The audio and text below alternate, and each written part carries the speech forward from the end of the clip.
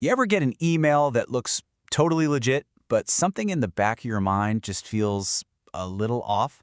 Well, there's this scam going around that is so sneaky, it's designed to fly right under the radar, even for those of us who are super careful.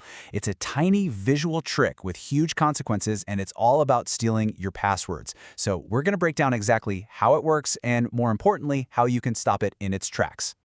All right, let's jump right in with a little test.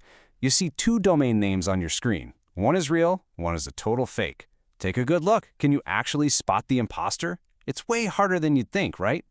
If you pointed to the second one, you nailed it. The trick here is as simple as it is brilliant. The scammers swapped out the letter M for an R and an N right next to each other.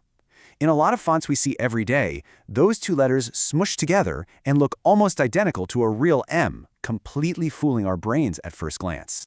Now, this isn't just some clever typo. Oh no. It's a phishing attack that plays directly on how our brains are wired to see the world. So let's dive into the psychology of it all, because understanding why this trick works is the first step to beating it. This whole category of attack actually has a name. It's called typosquatting. Basically, it's when criminals register website names that are super close to the real thing. They're literally betting on you either making a tiny typing mistake or, just like in our example, not noticing a very, very subtle fake. So, what makes this thing so dang effective? Well, it's really a perfect storm of a few things. First, you've got something in design called font kerning. That's just the spacing between letters. Often the R and N get pushed so close together they just become an M. Second, our brains are lazy. They take shortcuts. We expect to see Microsoft, so our brain just autocorrects it for us. It lets us read faster, but it leaves us vulnerable. And don't even get me started on mobile phones. On those tiny screens with the URLs all cut off, it's almost impossible to spot the fake. And listen, this sketchy URL is really just the bait. It's part of a much bigger, much more polished phishing campaign. As Harley Sugarman, the CEO of Anagram, points out, these emails are practically works of art.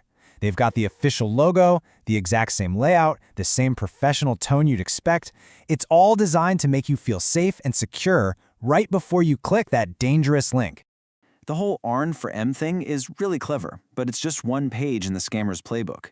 These attackers have a whole bag of tricks they use to fool us. Let's take a quick look at some of the other variations that you absolutely have to know about. So these are some of the greatest hits. We've talked about the letter combination, but then there's the classic number swapping, replacing the letter O with a 0. So you get G00 Google instead of Google. Then there's hyphenation, where they'll add a legit sounding word like support or login to the name. And finally, you've got TLD switching. That's where they just use a .co instead of .com, hoping your brain just flies right past it. Okay, I get it. Seeing all this at once can feel a little overwhelming, maybe even a little scary. But here's the good news. You do not need to be a cybersecurity genius to protect yourself. It really just comes down to building a few simple but really powerful online habits. Let's walk through your new digital self-defense plan. Think of these 4 steps as your new best friends online. First, hover to reveal. Before you ever click a link, just hover your mouse over it. A little box will pop up showing you the real web address. You can do the same on your phone with a long press. Second, check the sender. Don't just look at the name, expand the details and look at the actual full email address. Third, analyze the reply to address. Sometimes, if you hit reply, you'll see it's going to a completely different, sketchy-looking email. And fourth, and this is the golden rule, go direct. If you get an urgent alert from your bank or anything else, never ever click the link. Just open a new browser window and type in the official website yourself. So beyond all these technical checks, there is one more incredibly powerful tool in your toolbox. And it's one you already have. It's your intuition. It's that final gut check. Seriously, if you only remember one thing from all of this, let it be this: trust your gut. If an email feels weird, if it's unexpected or trying to rush you into something, listen to that feeling. The single safest thing you can do is just stop, ignore the link, and go to the website on your own terms. Being proactive is always safer than being reactive. So now you know the tricks. You've got the tools to defend yourself. The next time you're scrolling through your email, you're going to see things completely differently with a much sharper eye.